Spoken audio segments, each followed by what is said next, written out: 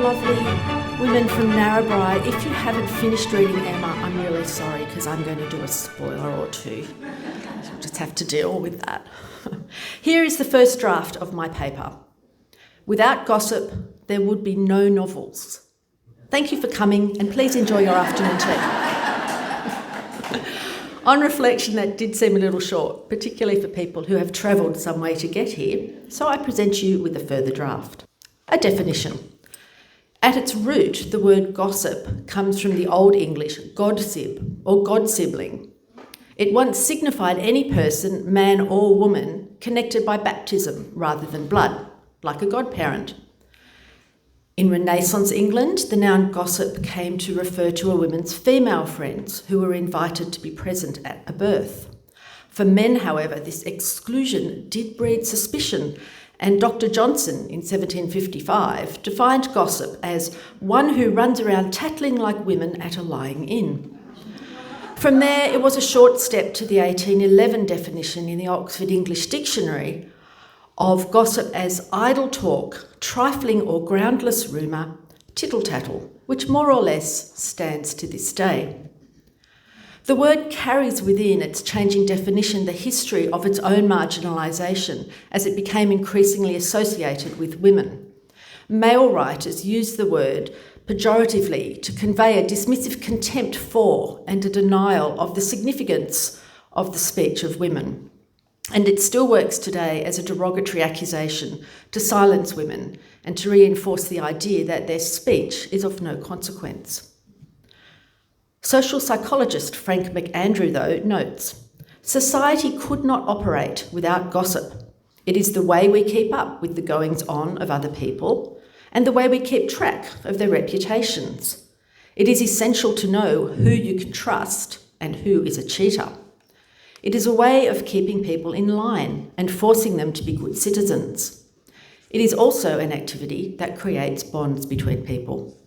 And we can see how all these facets of gossip play out in Austen's novels.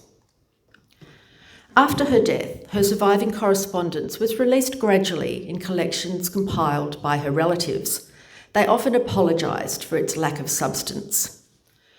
When scholar R.W. Chapman released a new edition of her letters in 1932, novelist E.M. Forster reviewed it.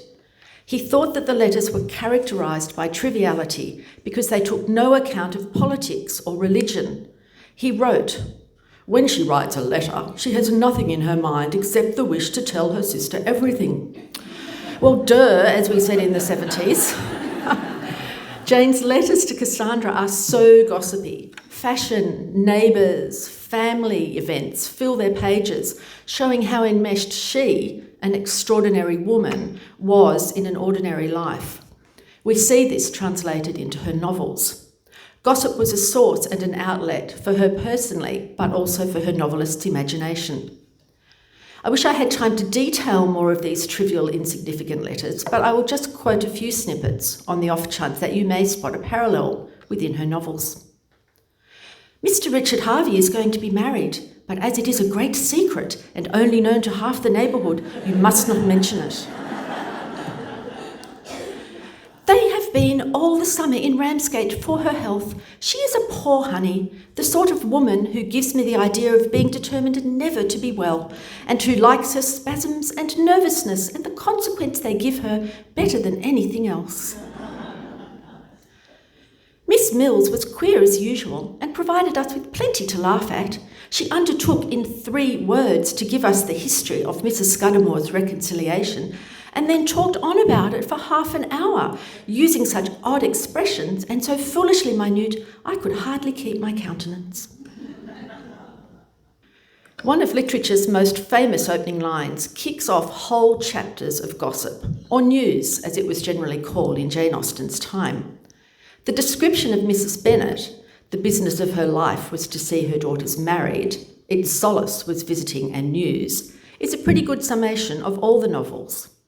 Achieving security, respectability, and perhaps even love or happiness is the business of most of the young women that we encounter. This opening sentence of Pride and Prejudice could be recast as, It is a truth universally acknowledged that a single woman, with or without a fortune, is in desperate want of accurate information.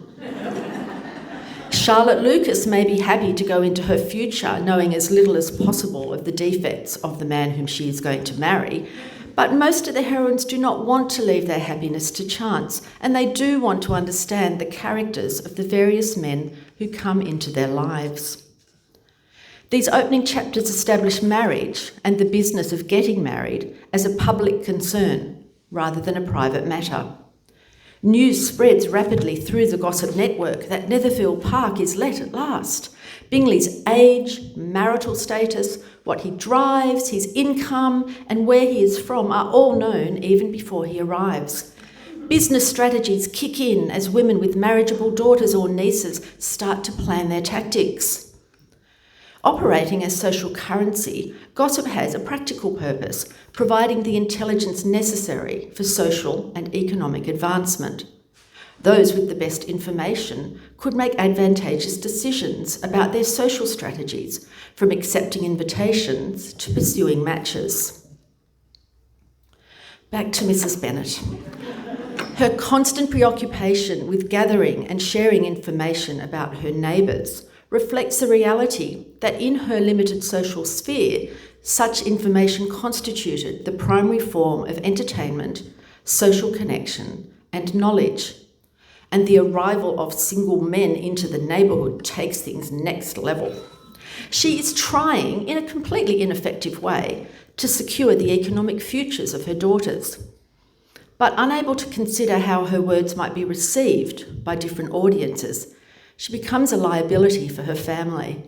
She consistently embarrasses them through her lack of discretion, loudly discussing her daughter's marriage prospects in public settings, not caring who hears. Bingley's sisters and his friend are horrified at her behaviour, which leads them to conspire to interfere in Bingley and Jane's developing relationship. The social world of much of Austen's novels was confined and unvarying. The 24 families of Meryton, the 100 or so people in Highbury, the extended family network of Barton Park, the even smaller world of Mansfield Park, are all places where not much happens. Life is predictable and there is little impetus for change. So the arrival of strangers into the neighbourhood generally creates a great deal of excitement, speculation and scrutiny throughout the gossip networks. Gossip happens because very little else does. In Emma, for example, or for Emma, there are no new people, hence the impact of a Frank Churchill. There are no new things to see and do, hence the momentousness of a trip to Box Hill or a dance at the Crown Inn. Frank doesn't appear until chapter 23, but we know a lot about him before his arrival. He is described as one of the boasts of Highbury, and the handsome letter he writes to Mrs. Weston is highly prized and discussed everywhere. The constant churn of news throughout the neighbourhood acts as a form of social adhesive, connecting the community through shared information and mutually constructed stories. Unlike celebrity gossip today or much of social media, gossip in Austen's novels, conveyed through letters and face-to-face meetings, was by and large focused on people that they knew in and around their neighbourhoods. Elaine Bander writes, "So busy are Austen's characters gossiping, or overhearing others gossip, or conspicuously abstaining from gossip themselves, that we might conclude they hardly have time to get on with the plot. In this, however, we would be wrong, for in one sense, gossip is the plot that they have to be getting on with."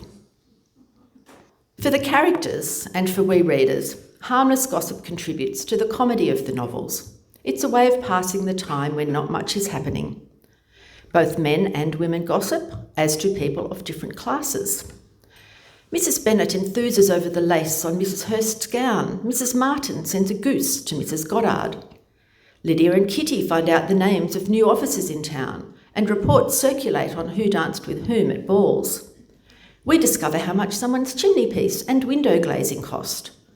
Sir William, visiting Rosings, fills his mind with noble names and anecdotes, so we can assume that Lady Catherine is doing a bit of boastful gossiping herself. Mary Crawford talks about London parties and who is friends with whom, and especially likes to draw attention to Henry's popularity. Ladies in Bath talk about Anne and Elizabeth Elliot, noting the interest or not of their cousin and which sister they prefer. Mr Bennet likes to laugh at his neighbours. Mr Weston says that things are always a secret until everybody knows them. Even Mr Knightley, who is not a supporter of gossip in general, comes to see Emma on purpose to tell her the news that Mr Elton is to be married. These sorts of conversations don't necessarily move the plot forward, although they do give insight into the characters who speak this way. Of Miss Bates, we learn from the start that she was a great talker upon little matters, which exactly suited Mr Woodhouse, full of trivial communications and harmless gossip. This also helps us to understand the sort of person Mr Woodhouse is.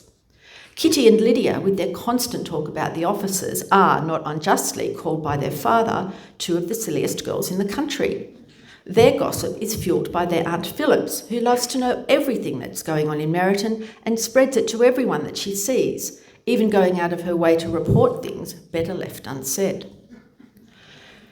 Although generally gossip in Sense and Sensibility is not malicious, it is almost always harmful or hurtful. Despite this, Mrs Jennings largely plays a comic role. She relentlessly teases the Dashwood girls on the subject of lovers and husbands and pretends to see them blush, whether they do or not. Then she shares her suppositions with everyone within earshot. Robert Roddy writes, "In 21st century terms, she is the equivalent of the overly tanned grandmothers who mortify adolescents by making wild remarks about their developing breasts and asking earnest questions about their periods."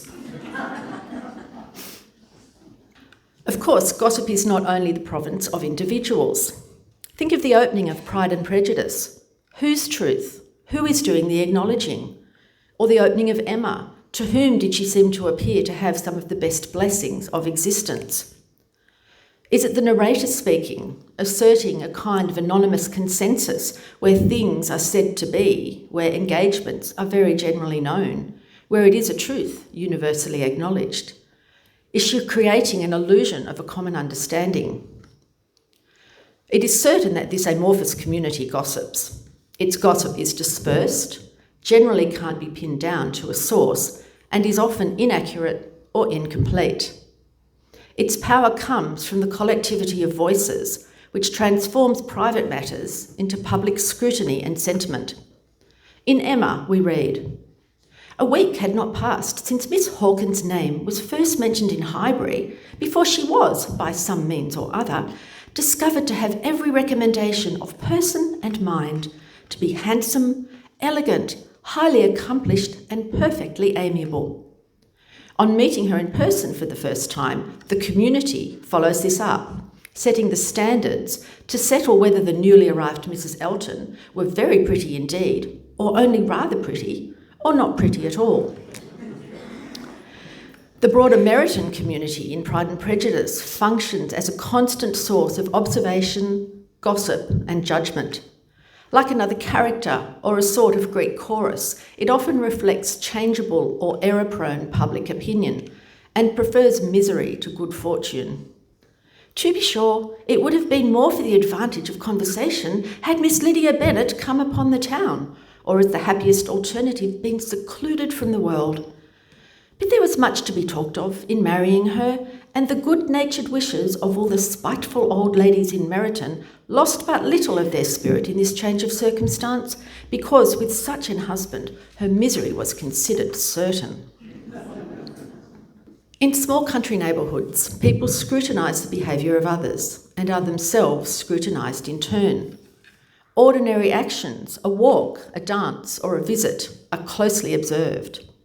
Elizabeth's interest in Wickham is noticed and talked about by Charlotte, Jane, Caroline and Louisa, her Aunt Gardner and Aunt Phillips, the officers, her sisters, her parents, and Mr Darcy. Whilst gossip is able to connect a community, it also functions as a method of social control, providing surveillance of that same community. It reinforces established but unwritten social norms and conventions. Good-natured entertainment and diversion can occur alongside swift currents of judgment. Think about the Netherfield party's first appearance in Marion at the Assembly Ball. During the ball, and in the talking over of it afterwards, first and mostly lasting impressions are formed and shared. We hear that Darcy, owing chiefly to the rumours circulating about his wealth, was looked at with great admiration for about half the evening, but subsequently his character was decided. He was the proudest, most disagreeable man in the world, and everybody hoped he would never come there again. His behaviour had violated the community's norms of polite conduct. A gentleman was expected to dance with as many ladies as possible, particularly if there were a surplus of women sitting down. Additionally, through his overheard words and actions, he is contemptuous of Elizabeth, a woman of good social standing. This becomes part of the cascade of judgments and first impressions, so that by the following day, Mrs Bennet can confidently say that everybody says Darcy is eat up with pride. On the other hand, Mr Bingley, who danced every dance, is wholeheartedly welcomed and approved. Other judgments are also being made. Some in the Netherfield party, and I'm looking at you, Caroline, Louisa and Darcy, form an opinion about the Bennet family at the Meryton Assembly, which is confirmed at the Netherfield ball. These people from a wealthier strata of society perceive that some of the Bennets are violating their ideas of what constitutes correct manners and conduct, and consequences injurious to Jane followed. Reputation was all important. Courtship was carried on largely through meetings at formal and public gatherings, so behaviour is pivotal in maintaining an unblemished reputation. Gossip fed into the controlling of women through reinforcing expectations of how they should behave. Marion Dashwood values emotional honesty and expressiveness over social conventions. Her unguarded and openly affectionate behaviour towards Willoughby makes her the subject of gossip. Such things as his use of her Christian name, allowing him a lock of her hair, roaming the countryside together in a curricle, walking in the grounds of homes that might be theirs in the future, and corresponding by private letter, all indicate the behaviour of an engagement without there having been any public notification of one. Had Marianne been known to be engaged to Willoughby, she would have been spared the embarrassment from Sir John and Mrs Let's Have No Secrets Among Friends Jennings, with their constant spreading of gossip and rumour. Without the enactment of a publicly confirmed institution, they lay themselves open to curiosity and impertinence. Marianne's reputation is threatened when, her unguarded behaviour towards Willoughby having become a talking point, she is jilted publicly by him in a ballroom. A damaged reputation threatens the ability to marry well, or at all. It can have devastating consequences for economic futures and social possibilities, for the individual concerned, as well as for her entire family. Think of Maria Bertram or Lydia Bennet. The community speculates and condemns equally, exposing the hypocrisy of social morality, and it has little concern for individual suffering. This explains the intense anxiety around behaviours that may generate gossip. Reputation becomes a precious and vulnerable commodity that can be destroyed far more easily than it can be built or restored. Gossip could also be used maliciously to manipulate or to exert power. Their class prejudice showing, the malicious gossip of sisters Caroline Bingley and Louisa Hurst sees them acting as gatekeepers, attempting to keep out those whom they perceive as socially unacceptable. It is obvious that their brother has a genuine liking for Jane, but the sisters set to work to damage the Bennet family's reputation and to discourage a match between Jane and Bingley. They criticised the Bennets' social connections and laughed disparagingly about their relations in trade and at the mother's vulgarity. They also gossip about Elizabeth in an effort to put Darcy off. They comment on her appearance after her muddy walk to Netherfield, not only to criticise her, but to position her as socially inferior and lacking in proper feminine decorum. When they meet again at Pemberley, Caroline, a single woman with an eye on the matrimonial prize, resumes the attack. "She's grown so brown and coarse. Her face is too thin and her complexion has no brilliancy, and her features are not at all handsome. Her nose wants character. There is nothing marked in its lines. Her teeth are tolerable, but not out of the common way. And as for her eyes, which have sometimes been called so fine, I never could perceive anything extraordinary in them. I don't watch them, but I understand that sometimes contestants on dating reality TV shows use a strategy called the tattle. This is used to impress their potential beloved by smearing their rivals. It rarely works, and nor do Miss Bingley's malicious attempts to smear Elizabeth. Lady Catherine de Bourgh represents how individuals with social and economic power use gossip and the threat of scandal as instruments of control to enforce their will on others. Her confident assertion of her views represents the assumption that high social rank confers the right to judge others and to dictate their conduct. Like Caroline, she also loses. Two of the male characters, Frank Churchill and George Wickham, excel at the manipulation of gossip to serve their own ends. For example, the arrival of the piano exposes Jane to a lot of gossip. Frank is quick to encourage Emma's imaginings about it being a gift of love from Mr. Dixon, and it appears as if Emma is in control, charming Frank into accepting the logic of her arguments. But in fact, Frank is in control, leading Emma on and amusing himself at her expense. I smile because you smile, and shall probably suspect whatever I find you suspect. I told you that your suspicions would guide mine. Your reasonings carry my judgment along with them entirely, and now I can see the pianoforte in no other light than as an offering of love.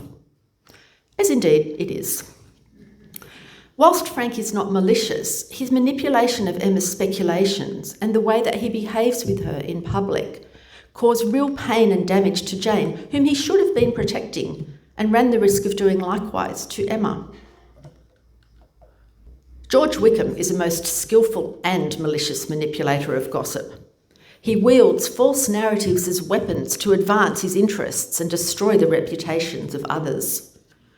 His ability to read his audience and tailor his story to their predispositions demonstrates a sophisticated understanding of how gossip operates. He understands that in sharing, in an apparently confidential manner, his fabricated grievances with Elizabeth, who is most ready to hear them, he is ensuring that the story will spread through her social circle, damaging Darcy's reputation while enhancing his own. We shall return to him later. In Sense and Sensibility, whilst Lucy Steele, strictly speaking, is not gossiping when she shares news of her secret engagement to Edward with Eleanor, she is certainly being malicious. She has been alerted to the gossip around Eleanor and Edward. Well, how could anyone miss it? Constantly promulgated and joked about by Sir John and Mrs. Jennings, and the constant amusement they take in the letter F. She uses her knowledge gained from gossip as a strategic tool to outmaneuver her rival, on whose honour she depends to keep silent. Eleanor's ability to control her emotions helps her to navigate gossip without contributing to it, and preserves her own dignity. Austen highlights the moral strength required to respond without retaliating. Lucy remains manipulative to the end, even after she has achieved her goal and heads into her blissful future with Robert Ferrars. She makes quick use of an accidental meeting with a Dashwood servant, deliberately misleading him into believing that she has married Edward and asking him to report this back to the Dashwood family. But when, I hear you ask, are we going to hear more of Northanger Abbey or Mansfield Park or Persuasion? Right now, that is when. Gossip of varying kinds contributes in various ways to many aspects of the plots of Austen's novels, but in a few instances it is a catalyst which shapes events. This occurs most clearly in Northanger Abbey. Whilst not a novel sustained by gossip of a harmful nature, it is as a result of John Thorpe's 2 meetings with General Tilney that Catherine is firstly invited to, and secondly, thrust out of, Northanger Abbey. As observed earlier, it is not only women who gossip.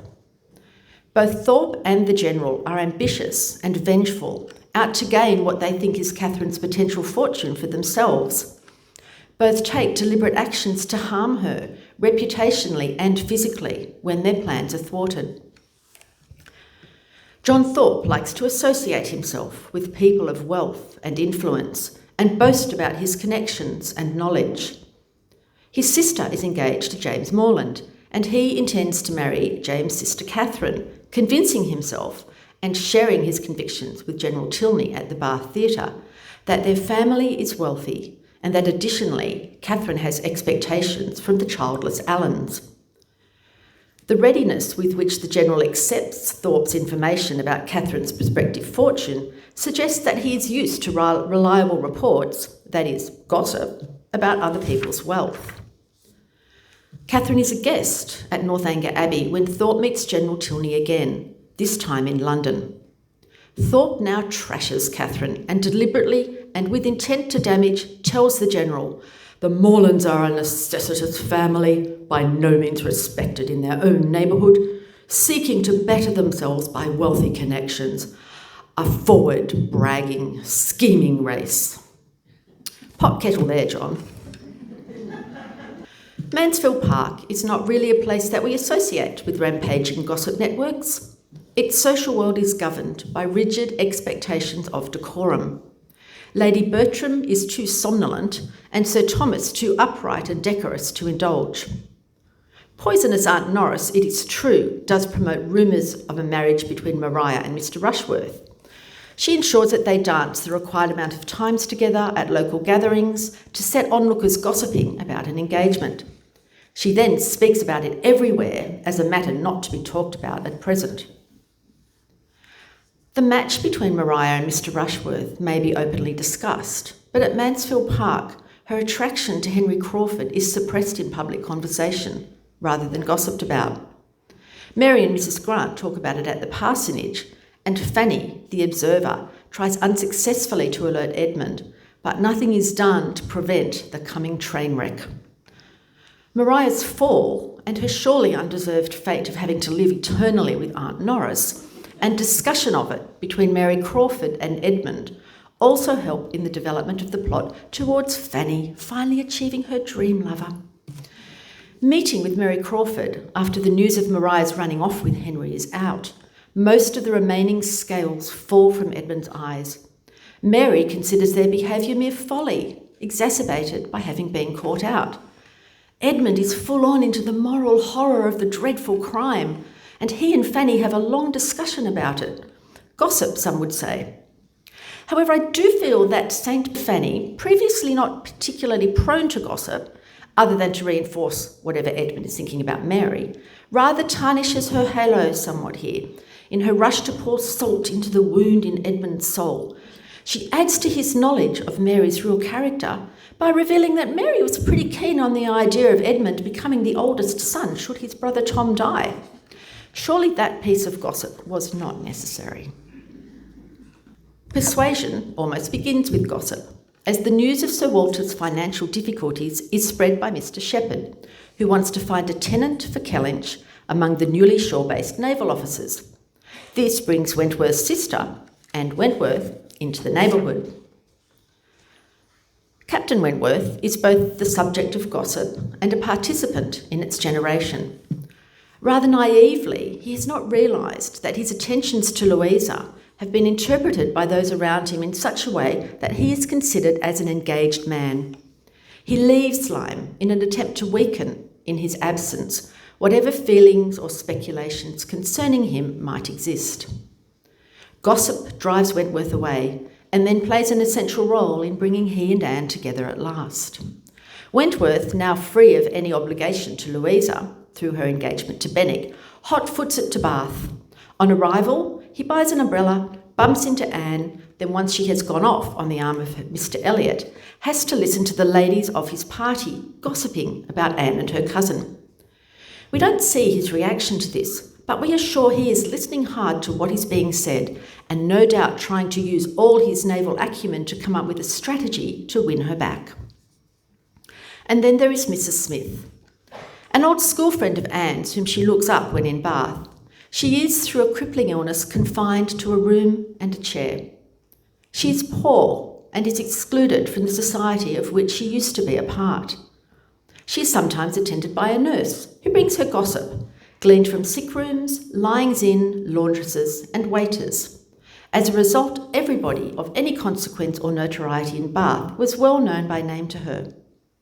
She takes pleasure in gossip, and it connects her to the world outside her room.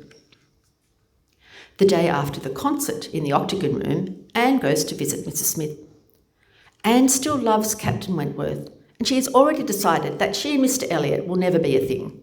But prior to the visit, although she has come to recognise that he is not what he seems, she still feels goodwill, gratitude and compassion towards him. She arrives at Mrs. Smith's lodgings. In a nice nod to our earlier definition of gossip, the door is opened to Anne on this occasion by Nurse Rook, who is both one who chatters and who is also a midwife. In both these roles, she moves the plot forward. Through Nurse Rook and others, Mrs. Smith learns, inaccurately, who knew gossip could be wrong, that Anne is going to marry her cousin Mr. Elliot. She tells Anne, "All your acquaintance have disposed of you in the same way, but I never heard it spoken of till 2 days ago." Convinced by Anne that she has no intention of marrying Mr. Elliot, Mrs. Smith discloses the story of her relationship with him to Anne's mortification and horror. She had already recognised that he was not to be trusted, but had not suspected these depths. And even though she is uncomfortable at receiving the information about him through a third party and the reading of a private letter, Anne resolves to repeat the story to Lady Russell as soon as possible. There are characters whom we never hear speak, yet someone like Mr. Perry is the origin of much village gossip. He's constantly on the move from one person's house to the next, and everyone in Highbury seems to report his comments. Spending a disengaged hour here and there, his frequent visits were one of the comforts of Mr. Woodhouse's life. I bet he charged for those disengaged hours. How else can he be thinking of setting up his carriage? This also contributes to the plot, as the mostly scrupulous and never gossipy Jane Fairfax, running out of things to include in her clandestine correspondence with Frank, shares this secret little tidbit with him. Frank has to think quickly on his feet, never a problem. Mr. Weston uses it as an excuse to segue into his favourite pastime of trying to get Emma and Frank together. Miss Bates, trying in vain to be heard for the last 2 minutes, launches into a long paragraph disclosing the names of those who had been let in on the secret. Mr. Knightley's suspicions about Frank not being what he appears receive further confirmation, and we receive another hint that perhaps neither is Jane Fairfax, and all from the passing on of a little bit of harmless gossip. Plots turn on the revelation of sensitive information. For example, news of Frank and Jane's engagement leads to Harriet confessing her supposedly reciprocated love for Mr. Knightley, which leads to Emma's realisation that Mr. Knightley must marry no one but herself. Colonel Fitzwilliam, that's him in the top left corner, even though he's wearing a Darcy-type hat. Colonel Fitzwilliam gossiping to Lizzie about how Darcy has helped Bingley break up with an unsuitable person. And this does seem to me to be a bit of a flaw, because surely it's obvious to him that Bingley has only been in Elizabeth's environment, and he even says, "I don't want this getting back to the lady's family." This leads to her angry spurning of Darcy's proposal, which motivates Darcy to write the letter, which leads to Elizabeth's moment of self-discovery. Later in the novel, Lady Catherine is so incensed by false gossip that she hears, we assume via the Lucases and the Collinses, that Darcy and Elizabeth are engaged, that she pays Elizabeth a visit where she accuses her of spreading the rumours herself. Lady Catherine demands that Elizabeth promise never to marry Mr. Darcy. Elizabeth refuses. Mr. Collins gossips about it to Mr. Bennet, who teases Lizzie nearly to tears. Lady Catherine angrily recounts the outcome of her visit to Darcy, thereby giving him the courage to try again with a second proposal. So hooray, gossip doing some good. Miss Bates is a sharer supreme of gossip. I always feel sympathy for her, even when reading her long paragraphs of seeming inanity, but I must admit that when I'm listening to an audiobook, that sympathy does fade a little as I realise how trying it must have been to have to listen in real time to the minutiae of her chat. However, if we consider her importance in the structure and the plot of the novel, we see that despite her lack of economic and social power, she is a key to much of what happens in Highbury. None of Miss Bates's gossip is malicious. Her talk is a constant validation of others, concern for others, and applause for others' concern for her. Interested in everyone's happiness, she simply wants to keep all those around her connected. She is the central node running through all classes of the neighbourhood. Think of the scene where Miss Bates meets Emma and Harriet at Ford's. She has about 3 pages of dialogue, parts of which we possibly skip over when reading, where she mentions some 16 local people, some of whom never receive mention elsewhere in the novel. Emma may consider herself the most important figure in the village, but her fear of falling in with the second rate of Highbury society means that she holds herself aloof. Emma would only claim a social connection to 9 people here, whereas Miss Bates, moving easily between the different levels of society, is connected to all 16. Going by the numbers, Miss Bates is more socially popular than Emma. And not only this, but of course, as we discover on a second reading, if not a first, her constant chatter and gossip gives the reader and Emma valuable clues as to what is really going on in the counterplot of what Frank Churchill is up to arriving in Highbury at last. P.D. James once famously likened Emma to a detective story. She writes, "The central truth cunningly concealed at the heart of the novel is, of course, the engagement of Frank Churchill to Jane Fairfax. A mystery requires facts which are hidden from the reader, but which he or she should be able to discover by logical deduction from clues inserted in the novel. And many of these clues come from Miss Bates." Although Emma likes being gossiped about and even courts it, she doesn't realise that others are not seeing things in the way that she does. While she is all gung-ho for Harriet and Mr Elton, she doesn't understand that different interpretations arising from her behaviour are creating a different set of speculations which are spreading through the community. On the announcement of Mr Elton's engagement, Miss Bates says, "Well, I had always rather fancied it would be some young lady hereabout. Not that I ever... Mrs Cole once whispered to me, but I immediately said, no, Mr Elton is a most worthy young man, but in short, I do not think I am particularly quick at those sorts of discoveries. I do not pretend to it. What is before me, I see. At the same time, nobody could wonder if Mr Elton should have espied... Miss Woodhouse lets me chatter on so good-humouredly. She knows I would not offend for the world." Chatter on she does, and we would do well to pay more attention to it than we do.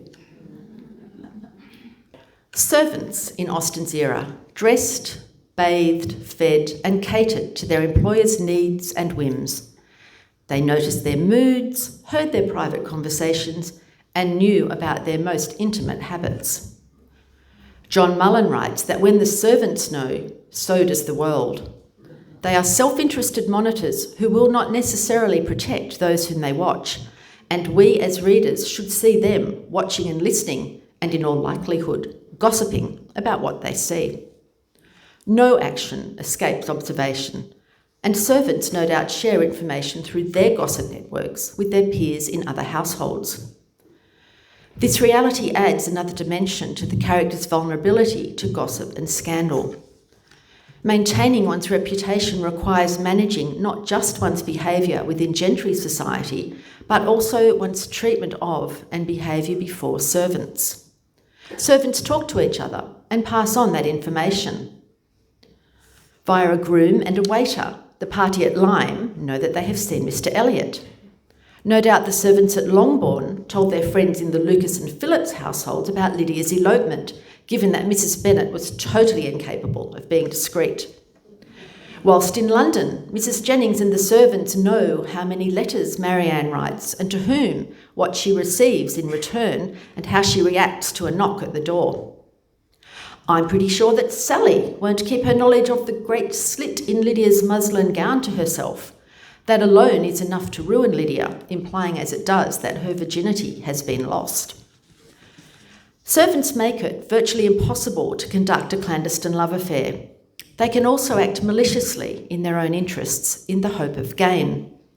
Colonel Brandon tells Eleanor that he and Eliza were within a few hours of escaping to Scotland, but the treachery or the folly of her maid betrayed them. He was banished from the house, and Eliza and her fortune married off to his older brother. Maria Bertram's behaviour puts her in the power of Mrs. Rushworth's maidservant.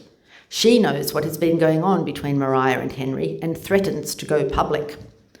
Fanny, isolated as she is from her Mansfield family down in Portsmouth, has Maria and Henry's affair revealed to her by her father, who reads about it in a daily newspaper.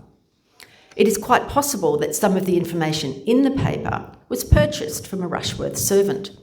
Reporters were happy to pay for juicy tidbits.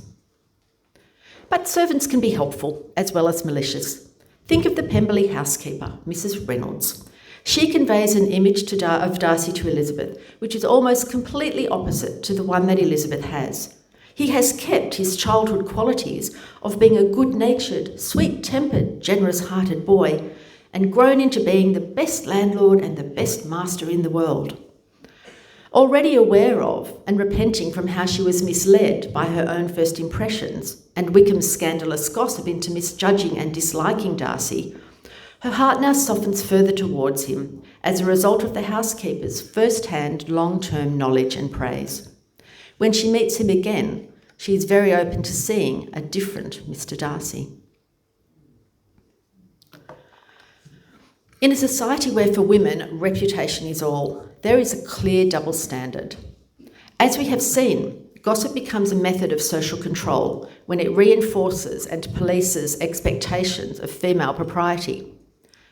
Women both perpetuated and suffered from reputational enforcement, and in the end, they are judged much more harshly than men. A charming surface and a cloak of good manners will often shield the men from serious judgment. Think of Henry Crawford. We don't hear of him being banished to live forever with an Aunt Norris, always to be treated as a ruined man. He is in all probability fitted back into his social circle, albeit a little poorer after having to pay damages to Mr. Rushworth in the divorce proceedings.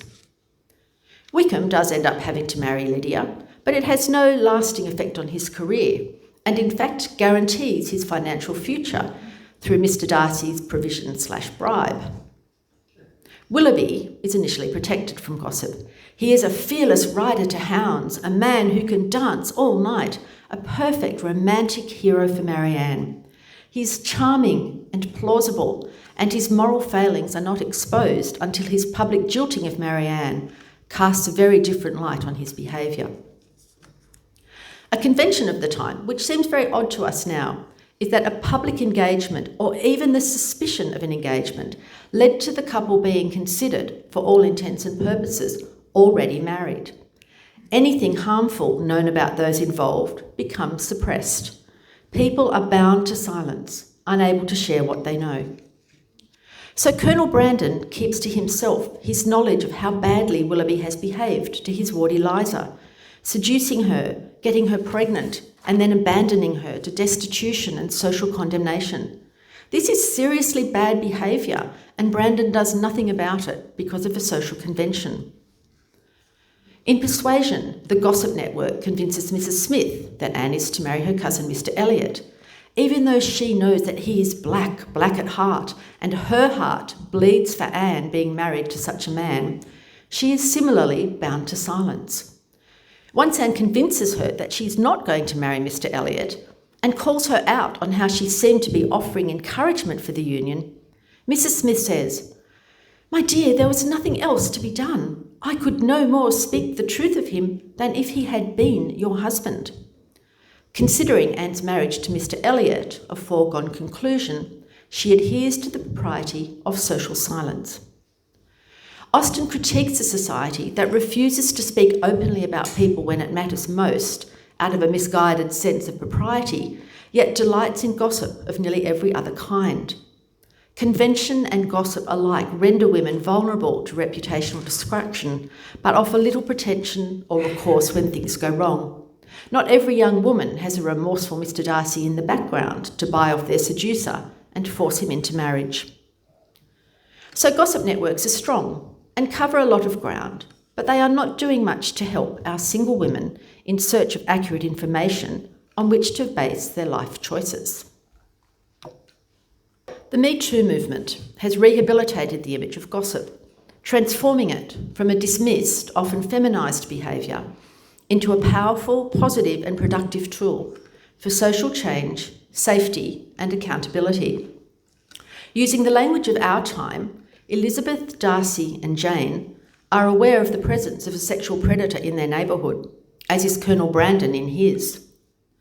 Heidi Bond, writing in the Michigan Law Review, proposes that Pride and Prejudice discusses the systemic social failures that allow predators to abuse others and grapples with difficult questions of how communities should deal with those predators.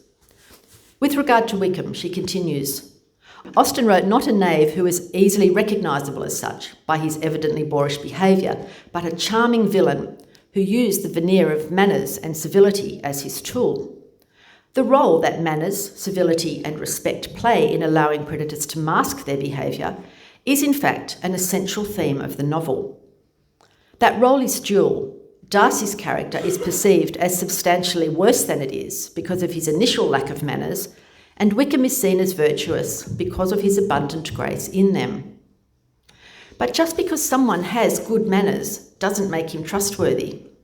The assumption that it is not only allows for significant harm, but enables it. Wickham charms Elizabeth and uses her trust to determine that the one man in the community who can expose him as a sexual predator is universally disliked because of his poor manners. In addition to Wickham's outright predatory conduct over the course of the book, Austen faithfully wrote Wickham as a manipulator who engages in grooming behaviour. She did this long before the Me Too movement.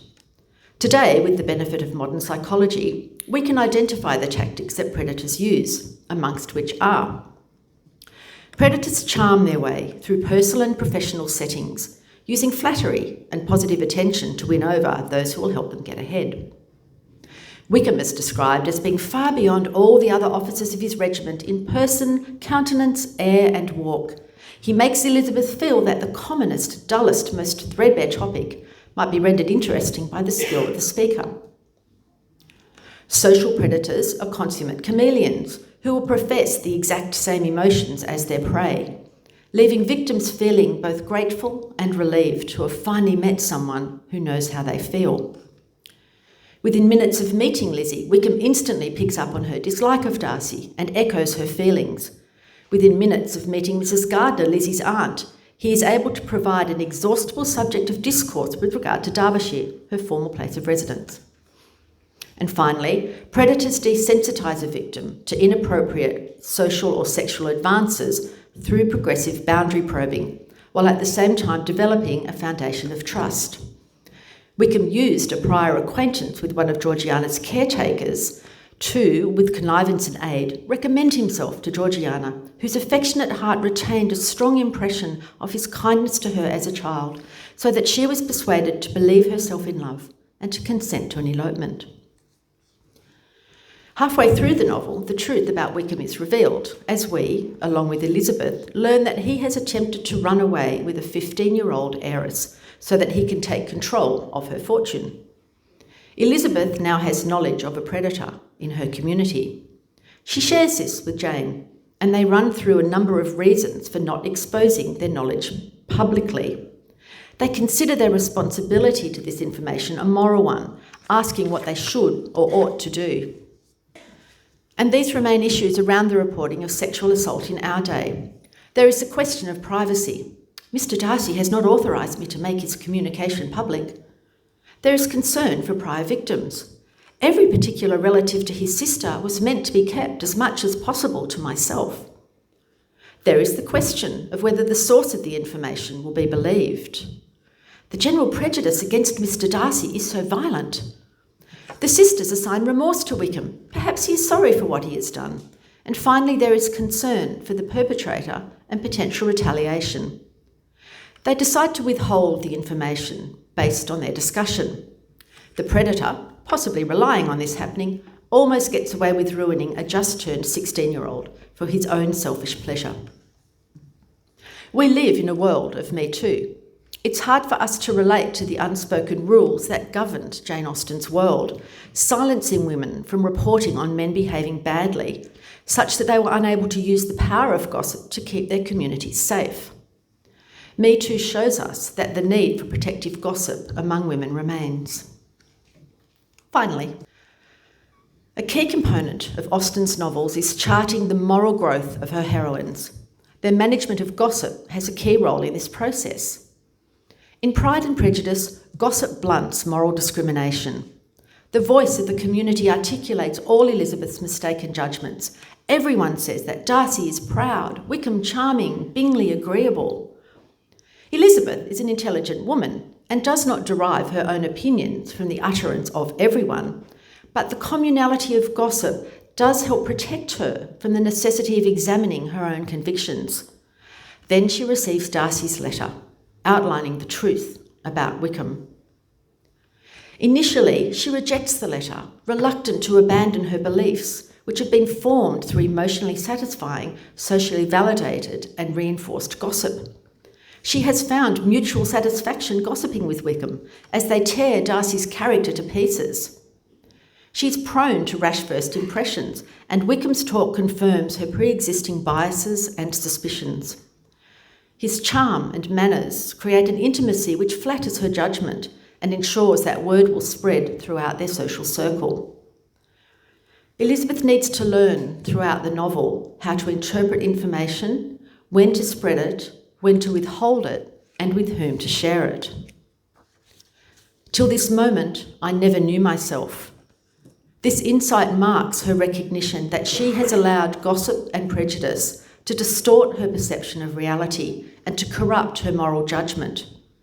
Truth requires self-awareness, reflection, and a willingness to question communal narratives. Elizabeth's moral growth begins when she recognises how readily she accepted gossip and how confidently she judged without evidence. Emma Woodhouse is another bright and sparkling heroine, although quite different from Elizabeth. She seems so much more isolated there at the apex of her little world. With no Jane or Charlotte to talk to and share confidences with, she lives primarily inside her own imagination, where she has the starring role in the life of Emma Woodhouse, handsome, clever and rich. She knows that she is being scrutinised and gossiped about, and she enjoys this. It confirms her idea of herself as the most important person in Highbury. She sees herself through the imagined eyes of the gossiping community, anticipating what others will say about her. For example, she has no intention of marrying anybody, but even before she has met Frank Churchill, she has him picked out as a possible partner, if only for the pleasure of hearing herself talked about. She could not but suppose it to be a match that everybody who knew them must think of. She had a sort of pleasure in the idea of their being coupled together in their friends' imaginations. For Emma, gossip and matchmaking provide an outlet for her intellectual energy. We're told that she's clever. I'm not 100% sure that we see much evidence to back that up. But she keeps herself alive with the energies of her imagination.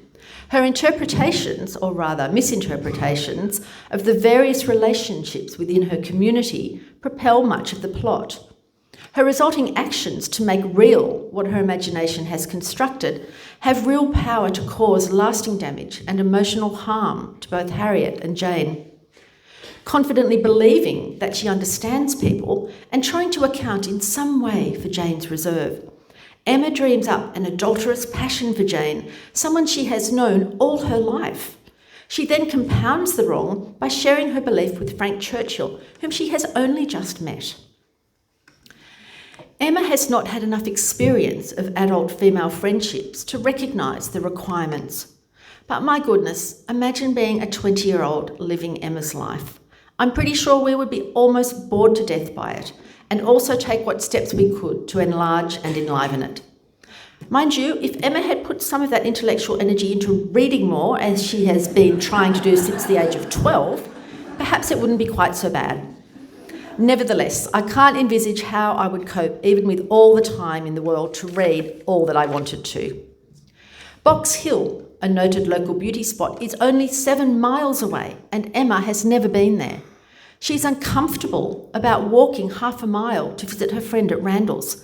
How would any of us have survived being Emma, despite her access to wealth and social position? She has to learn to recognise the limits of her insight and to restrain her impulses to make up stories about people and actively manipulate their lives. Her moral journey reaches a turning point at the disastrous picnic at Box Hill.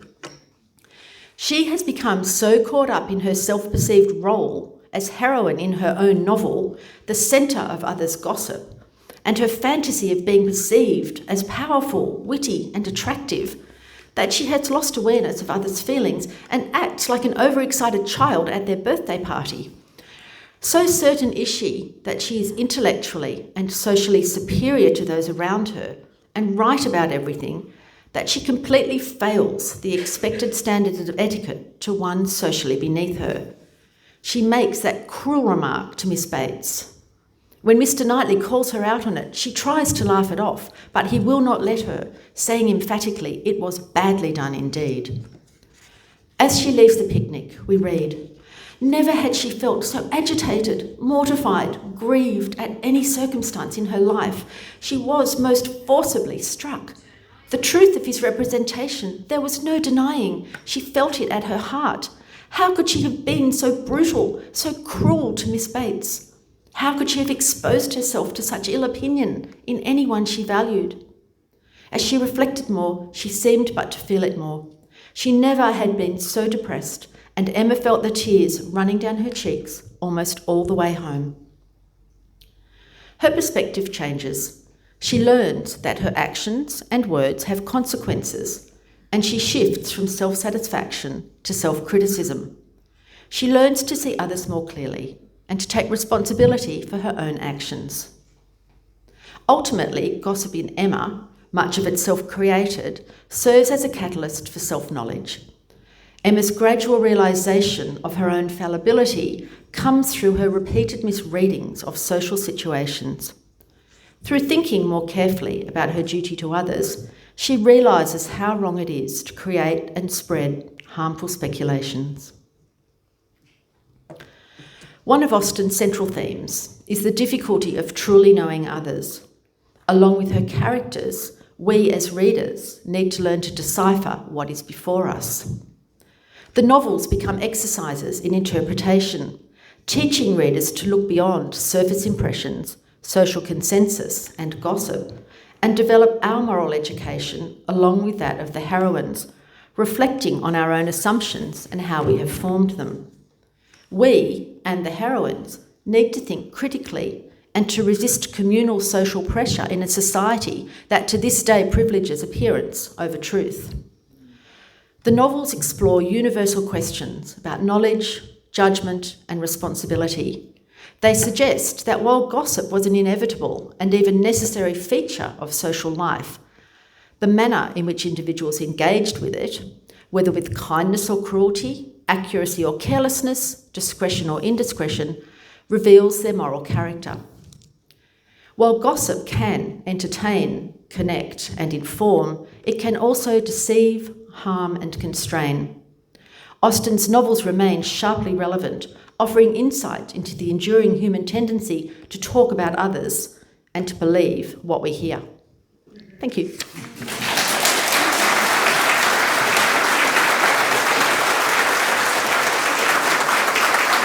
Don't go away, man. Wow. So much food for thought. Amanda, I think Susanna has just used the word that's come to my mind. Wow. The range. Like you, surely when we saw the topic, we immediately thought, well, what might she say? What novels will she focus on? What sections of novels will she focus on? Our favourite, well, as always, like a fantastic lecture does, it drives us back before the lecture and then afterwards we go back and read more deeply than ever. As soon as I saw the topic and the quote, I went back to Pride and Prejudice. And I started there, and then in the third paragraph, we have the first gossip. have you heard that Netherfield has been let? And then I got out my yellow post-its and put a G on every mention of gossip or reporting of information. And the first 30 pages has about 25 of these little post-its. So when I say that a lecture like this sends us back to the works in the most wonderful way, that's, I think, all I need to say. Thank you very much, Amanda.